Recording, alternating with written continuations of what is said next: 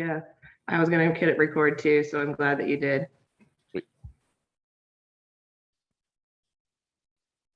Okay, so with everything that's kind of been going on, like I always turn to the person in my life that has taught me how to like persevere and kind of like come up with the right solutions and everything. So I hit up Zach last week because that person's my dad, and asked him if my dad could come speak. He does a lot of like public speaking and things. We were going to do this in the garage because the background is actually his like quote unquote wall of fame. Just to talk him up a little bit, he's the most decorated veteran in the state of Wyoming. So what he's going to talk about today is like kind of an experience, a situation, a friend of his. And I hope it brings a lot of value to you guys and just kind of give you an insight into really what's made me. And you know, I'll help him with like a screen share because he wants to show you a picture and things like that. So we'll see how this technology goes. But this is my dad, Lee. Hey, everybody. This is Hey, Lee, Lee thanks for Newton. joining I'm, us. Excuse me, I'm a face, hands-on kind of guy. I like to be able to look at my audience and feel the audience. So this is going to be a little bit new to me, but we'll get through it. It's going to be wonderful. And I just want to say thank you for allowing me to spend a few minutes with you here today. And also how much I have become to love Madwire and how they have given my daughter Kresta an opportunity to succeed in what she is doing. So anyway, having said that, what I'd like to do today is talk about a good friend of mine. And he's a potter. And when I show you this pot, I hope you can all see this. This is a pot that was made by my good friend, Bill Wedekind, and he's a potter. And he sits at his pottery wheel all day long, and he makes pots, and he makes coffee cups, and he makes pictures. And you look at this pot and you say, well, you know, big deal. Anybody in high school or college or that had been through pottery school could make that pot. Well, what makes this special to me and my friend Bill is a Vietnam veteran, and yesterday was Veterans Day, and I called my friend Bill and we talked a little bit about being a veteran and everything else. But what makes this pot special to me is Bill, as a Vietnam veteran, hit a booby trap, blew off both of his hands and blew his eyes out. He is completely blind, has no hands, and he's a potter and a very successful potter. And he made this pot for me. And when I really wanted to meet Bill and go out and see him and find out how he did this. And so in my travels, I went out and I met Bill Wedekind, Westmoreland, Kansas, and he took me out to his pottery shop. He lives on a little farm, and he took me out to the shop and he said, Lee, do you want me to make you a pot? And I said, Bill, that'd be wonderful.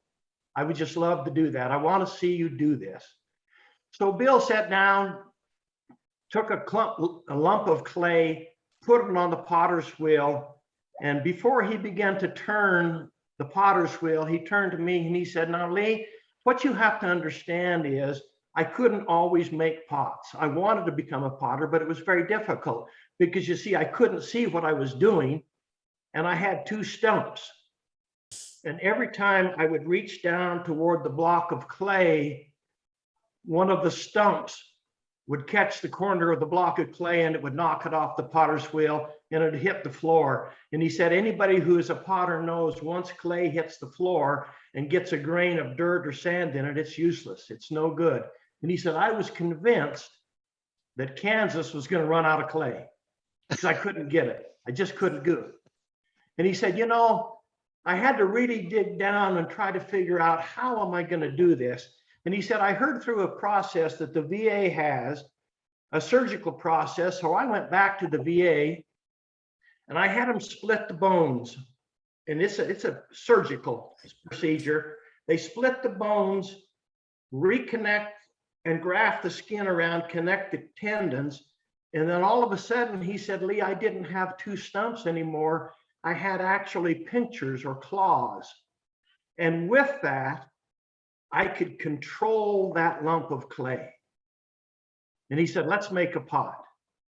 And so the potter's wheel begins to turn. And all of a sudden, as if magical, that lump of clay begins to take shape. And this is what he's starting to make for me. He gets it about halfway up and he looks at me and he says, Lee, isn't that beautiful? I said, Bill, that is just incredibly beautiful. But I got bad news for you, Bill. You're blind. How do you know what's beautiful? And he just looked at me and he said, Lee, you're an idiot. He said, I'm a blind man, but I can see the beauty in what I'm going to make. I am completely blind, but I can see that I am going to make something that's going to last for generations. And I'm going to make something that you're going to be proud to show your friends. And I'm going to do something with my life. And I can see all of that, and I'm blind. Now, I got a question for you, Lee. When you get up in the morning, what do you see? What do you see? Do you see the beauty in the world around you and the people that you're going to touch and how you're going to succeed, do some stuff? When you open your eyes, what do you see? I see the world better than you, and I'm blind. And I had to stop and think about that. And when I talk to people around the country, and particularly youth groups, I like to ask them, what do you see? Do you see the, oh, woe is me, I got to get up and I got to make one more sale and I got to make one more phone call and I got to do this and I got to mow the lawn and I got to, or do you see, I'm going to mow the lawn, but it's going to be the most beautiful thing when I get done with it you ever saw. So what do you see? And I said, Bill, that's just incredible. He said, let me finish the pot. So he continues to work in on the pot and he gets right to the very end. And I said, boy, oh boy, Bill, I can't wait to take that home and show my friends. And he said, well, it's not finished. He said, with my claws or my pinchers, I can't put the beautiful finish on the top that I would like to. And if somebody were to take this and want to make a picture out of it, it would need a little spout. And I said, well, how are you going to do that, Bill? You're out of tools. He said, no, I'm not. You just got to use your imagination and you got to dig into your toolbox and you got to see what you have that can finish that project. And so he bends over the potter's wheel and with his lips and his tongue, he finishes the pot. And with his lips and his tongue, he can take this and form it just perfectly where it has a spout that it would pour out. And I said, Bill, you have ruined my day. How in the world am I going to go home and tell my wife I don't want to go to work today because I have a headache? How in the world am I going to do this and I'm going to do that? You see, you have taken all of the objections out of my life. And so I took those pots that Bill made me. And as I speak around the country, I give these pots. Kresta has one and it's on her desk. My son Bo has one and it's on his desk. And I tell them, you look at that pot. You tell me you can't do the project that you were assigned. You look at that pot and you tell Bill. Bill taught me that every one of us have this toolbox completely full of tools. Everybody's toolbox is a little bit different. And sometimes we don't open that toolbox and really look at what's inside. And when I talk to youth groups around the country, I like to go around the room and I say, hey, let's open our toolbox. Or let's look at what talents you have that can help you. The things that kids tell me is amazing. They'll raise their hand. And one young man raised his hand and he said, I said, what is the best tool you have in your toolbox? And he said, I'm a wrestler. I wrestle for the high school team and I'm tenacious. I may get on my back, but I will not quit. I am tenacious. And that's my greatest trait. I said, wow, wish I had that. Another young man raised his hand and he said, I'm a speed reader. I can sit down and read a book so quick you won't believe it. And the crazy thing is I comprehend everything that I read. I said, wow, wow. You see, we all have this toolbox. And the nice thing about the toolbox is as life goes on, our things that we learn in life, our life experiences, we can add to the toolbox. We can refine the tools. We can put new tools in there. When I was sitting here this morning, waiting to go on and listening, I was listening to what JB was saying, and I thought, this is a perfect thing. Because you see, the people in Madwire every day, they deal with people who have ideas and they have products, but they need some help. Madwire has the toolbox. Madwire can open up this toolbox and say, hey, this is your lucky day. Because look at how we can help you succeed in what you want to do. So as I go around the country, my message here is very simple. Open your eyes. What do you see? Please see the world for what it is. Please see the beauty in cutting the lawn. See the beauty in making that next phone call. And then within that beauty and within that, remember, we are all special. We all have that special toolbox. Continue to sharpen your tools. Continue to put new tools into the toolbox. And at some point, dig into that toolbox and look around. There's probably something in there that's just rusty that you haven't used for years. Get it out. You've got it. Thank you for spending a little bit of time with me. And that's my message today is about Bill Wedekind. He's a good friend of mine. I'm going to have Kresta pull up a picture in here. I'll show you Bill. This is Bill at his potter's wheel, making a pot for me. I buy these pots by the case because I give them away. And he said, Lee, I know you're from Wyoming. You can see there that Bill is blind, has no eyes. He has an artificial eye. And you can see what they did with his operation so that now he can form that. Bill and I have done a lot of programs together. We did a documentary, and you can go online and Google Bill Wedekind and bring up all kinds of stuff about him. But that's my message today. Get in your toolbox. Let's look at the world and let's solve some problems. Thank you for allowing me to spend some time with you today. Hey, Dad, I never did ask you, how did you meet Bill? That's a story in itself, but I'm going to tell you very quickly. I had heard about Bill and I heard about what he was doing. And I said, I have got to meet this guy. It's on my bucket list. I'm going to go meet Bill. So he lived in Westmoreland, Kansas, and I was out in the Kansas area. I was on a book tour. I wrote a book and was doing some speaking. And I said, I'm going to find Bill.